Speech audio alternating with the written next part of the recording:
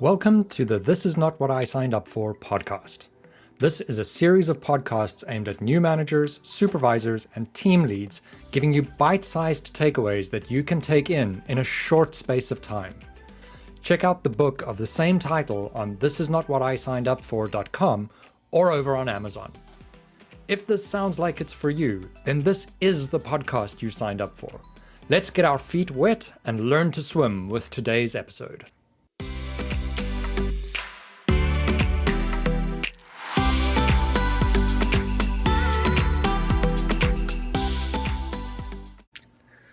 Hello everyone, Russ here from This Is Not What I Signed Up For, a survival guide podcast for the new or first-time manager.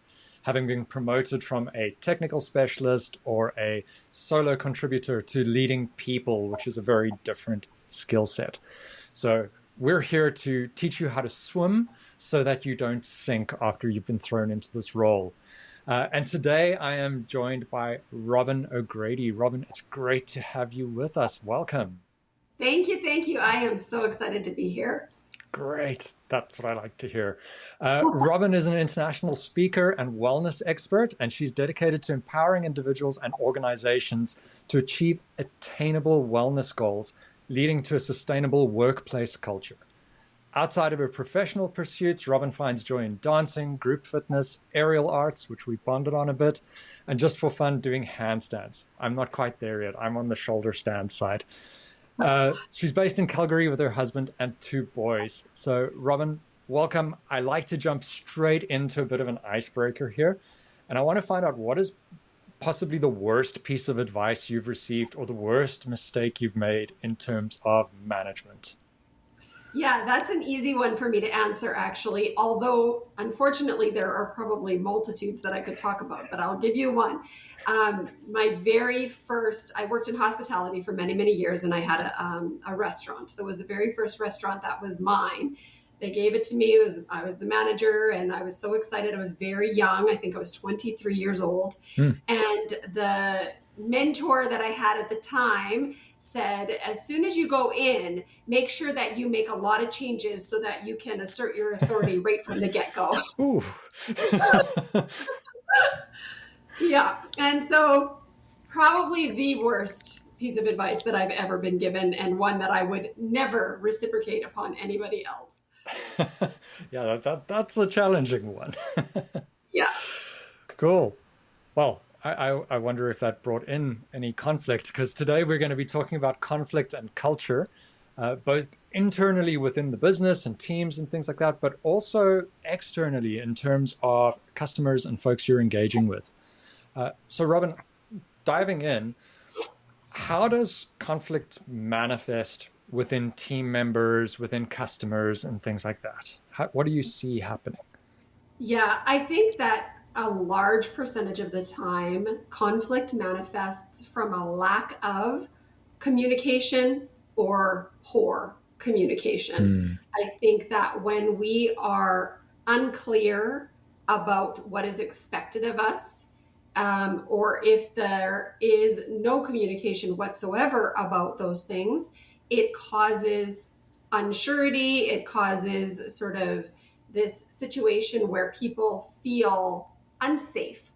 And so I believe that the more communication that you can provide for your team members clearly and directly, the better that they can go ahead and accomplish the job that you're asking of them. And I think the same thing happens with your customers. And so if we are not clear on our communication to and with our customers, again, it creates this sort of awkward situations for them. It creates this space where they do not feel cared for or they do not feel safe in that environment. If someone feels safe in your presence, then conflict can't live there.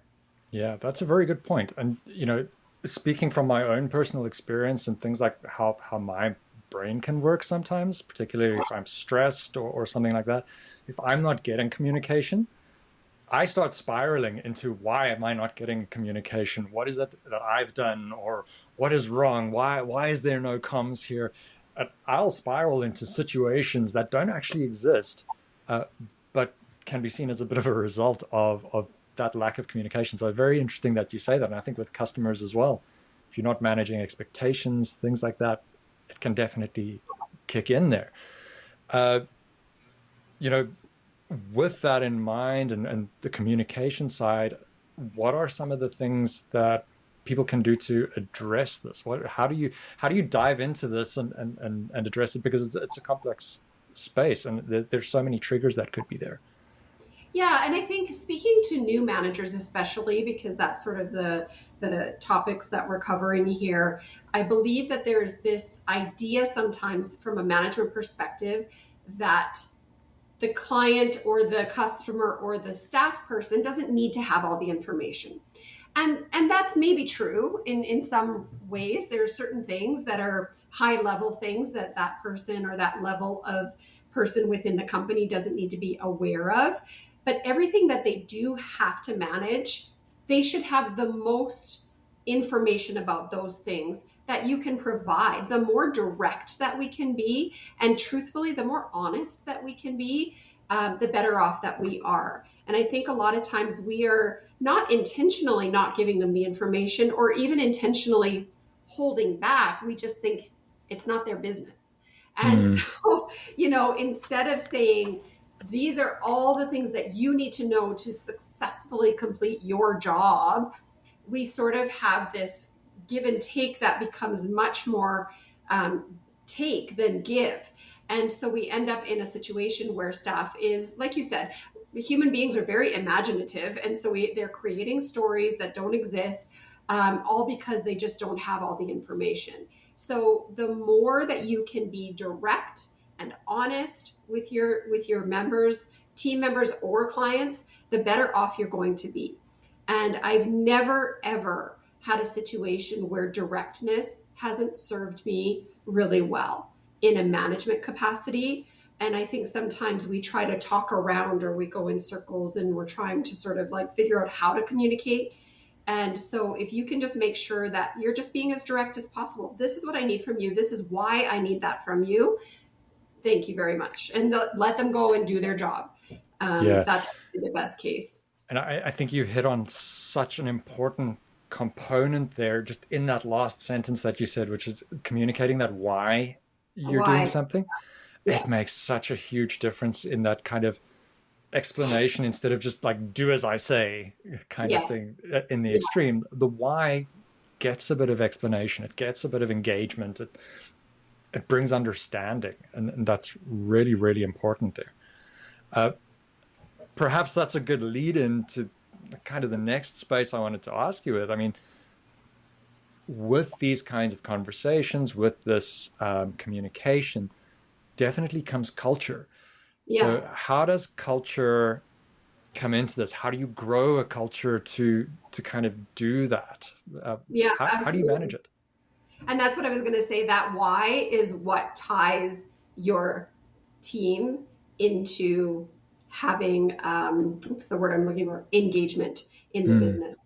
They feel more connected to what is happening within the business because they understand that why. Dictatorships don't work. We, yeah. I've seen many companies, get in a lot of trouble because of that sort of a situation.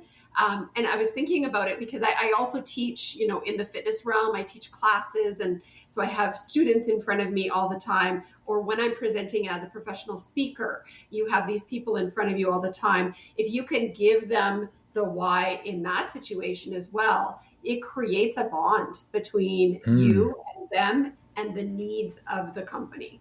And so there's so much value there. Oh So much yeah. value. Yeah. I mean, I think what you're talking about there hints in as well. There's culture within the team, within the company. There's also cultures individually and engagement individually.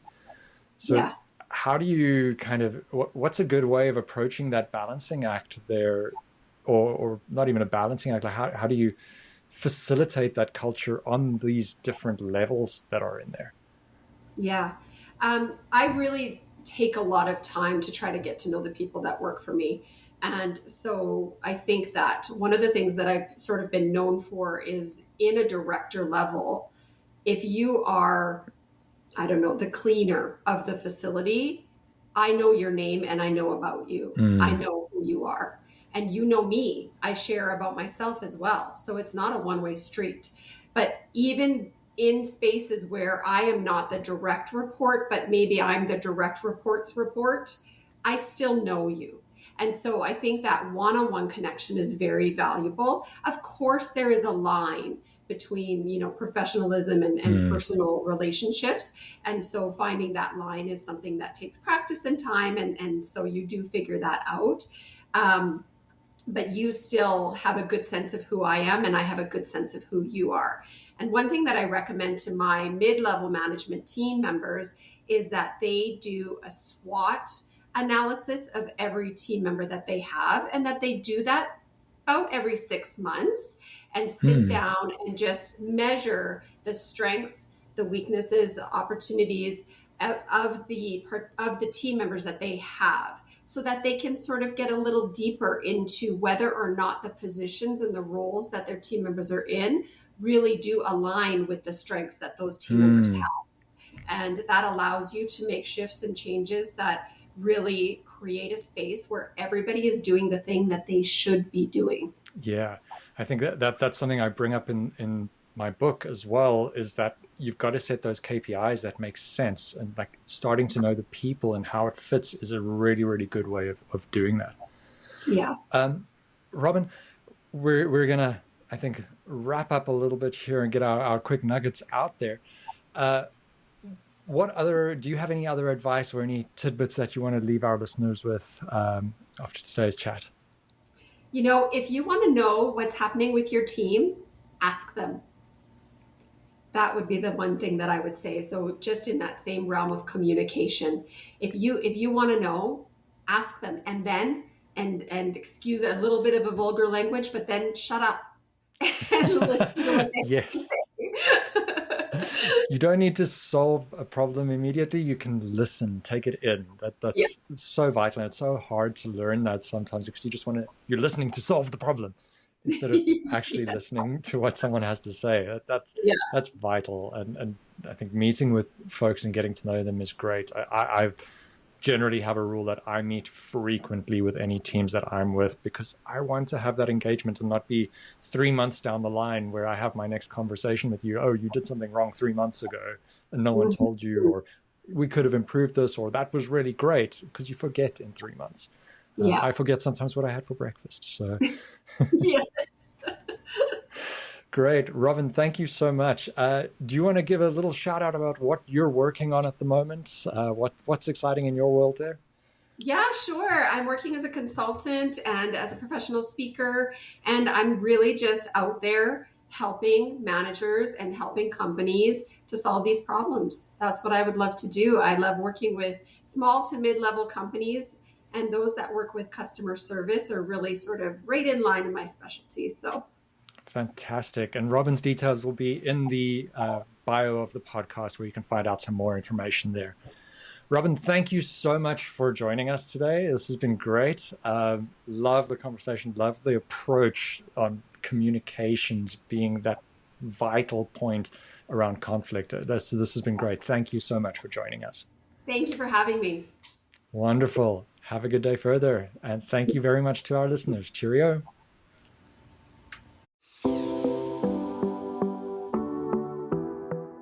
Thank you for listening.